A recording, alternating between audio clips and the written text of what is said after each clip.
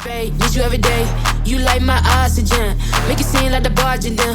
Got my heart no barging in. From the bed to the floor to the couch. Might wake the neighbors up. Break you in and break you out. In the end we gon' make a child. Then we gon' hit the shower. Part 2 we don't need no pause. We gon' get tipsy.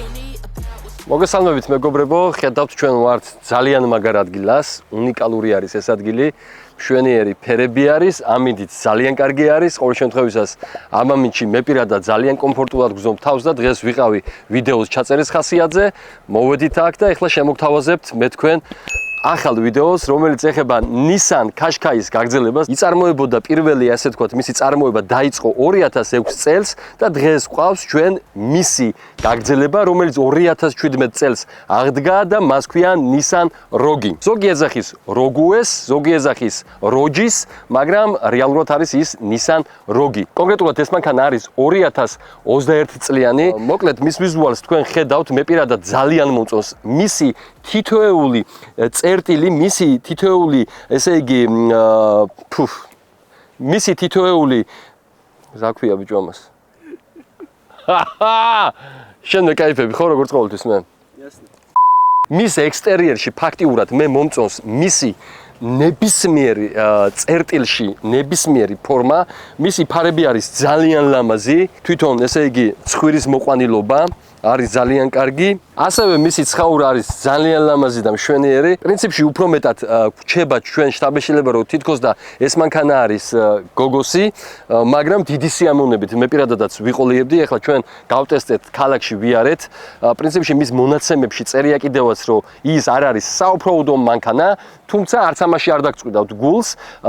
ის არის წინაწამყვანი, მაგრამ აქვს ღილაკი, სადაც ესე იგი თიც მივაჭერთ. ეგრევე ხდება 4/4-ზე და მშვენივრად მუშაობს უგზოობაშიც. მისი სიმაღლიდან გამომდინარე ნორმალური არის, ასეა თუ ისეა მისი ის მოჭიდებაც კარგად მუშაობს და თუ გინდათ მანქანა ყავდეთ საოჯახოდ, ყავდეთ ქალაქში და იაროთ სოფლებში ან დაჩაზე, ეს მანქანა არის ერთ-ერთი მშვენიერი არჩევანი. დიდი მადლობა Getman Cars იმისათვის რომ ჩვენ ეს მანქანა დღეს გადმოგცვა და გვათხოვა. ეს არის კომპანია, სადაც არის მანქანების გაქირავება, შეგიძლიათ მიმართოთ ამ კომპანიას და ნებისმიერ დროს თქვენი არჩევანის და მიხედვით იქიდან გამომდინარე რომ მათ ძალიან ბევრი მანქანა ყავთ, აირჩიოთ მანქანები, იქირავოთ ძალიან იაფად და მოგემსახურებიან ასევე ხარისხიანად.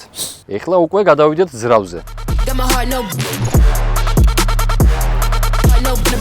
სულ რაღაც 4 ცილინდრი, 2 და 0 არის, ესე იგი ამ მანქანის ძრავი, 151 ცხენი, მისი ესე იგი წვა ქალაქში დაახლოებით არის 11-12 ლიტრი, ტრასაზე კი თქვენ წარმოვიდგინეთ 6 ლიტრზე მეც არ წვავს. ანუ ამ ხრივაც კი ეს მანქანა არის იდეალური და არის საკმაოდ ეკონომიური. მიუხედავად იმისა, რომ ჩვენ რაც ინფორმაცია მოვიძიეთ ამ მანქანასთან დაკავშირებით, თუ როგორ შეუძლია მას უგზოობას თავი დააღწიოს, იქ წერია, რომ არაფერი დიდი განსაკუთრებული. თუმცა Getman Cars დირექტორს ყავს რამოდენიმე ოფროუდის მანქანა, ის ამ სიტუაციაში ნორმალურად ერკვევა და მან მითხრა 2-0-ის კვალობაზე გუშინ თბილისის ზღვაზე მყავდა აყვანილიო და საკმაოდ კარგად იარა. ანუ რა გამოდის? ესე იგი გვინდა ოფროუდი, ნორმალურად დადის, გვინდა ქალაქში კომფორტი აქვს, გვინდა ეკონომია, ეკონომიურიც არის. ვიზუალს ვხედავთ, მშვენიერი მანქანა არის. სხვათა შორის ამ მანქანის ვიზუალში ერთ-ერთი ყველაზე მეტი გამორჩეული ჩემთვის რაც არის და რაც მომეწონა, უკანა ტრაკი არის იდეალური, ულამაზესი ფორმებით და ძალიან ლამაზი ფარები. აი მეგობრებო, რაზეც გესაუბრებოდით, აი ეს არის ამ მანქანის უკანა ნაწილი, რომელიც არის ძალიან ლამაზი, მომწონს აი ამ ფარების მოყვანილობა, აი რაღაც აი ეს შეჭრილი ადგილები, თვითონ საბარგულიც მომწონს და ბამპერიც ეს დამატება რაც არის ძალიან კარგი. მე ვფიქრობ რომ ძალიან ლამაზი მანქანა არის და თუ გადაწყვეტ ამ მანქანის შეძენას, გამოგადგებათ ყველანაირად და გირჩევთ. აი მოკლედ საბარგულსაც ხედავთ მეგობრებო, მშვენიერი არის, საკმაოდ კარგი ტევადობის არის. მოკლედ ესე იგი მე მინდა კიდევ ესეთი რაღაც ვთქვა. Nissan X-Trail-ის ფლობელებსა და პატრონებს გონიათ რომ მე Nissan-ი მეზიზღება და მაგრად არ მევასება. არ არის ეგრე, კონკრეტულად ეგ მოდელი არ მიყვარს მე Nissan X-Trail-ის თორემ. თვითონ Nissan-ი არის უდიდესი კომპანია, ის ძალიან ბევრ კარგ მანქანას აწარმოებს და ერთ-ერთი მანქანა ზუსტად აი ეს არის, საშუალო ასე ვთქვათ ფენისათვის, რომელიც ღირს სულ რაღაც 10-11,000 დოლარი და მეტ თანხას არ აღემატება. ასევე ყავს Nissan-ს, GTR-ები, პატრული, ჯიპი, რომელიც off-road-ში არის ერთ-ერთი საუკეთესო მსოფლიოში, ასე რომ არავინ არ ჩათვალოს და არ თქვას ის, რომ მე Nissan-ს პატივს არ ვცემ და არ ვაფასებ. აგერ საბას GTR-ი არ 33 მაგრად ევასება. მე მაგალითად მაგის შემდეგი მოდელი მევასება 34. აუ ძალიან მაგარი არის.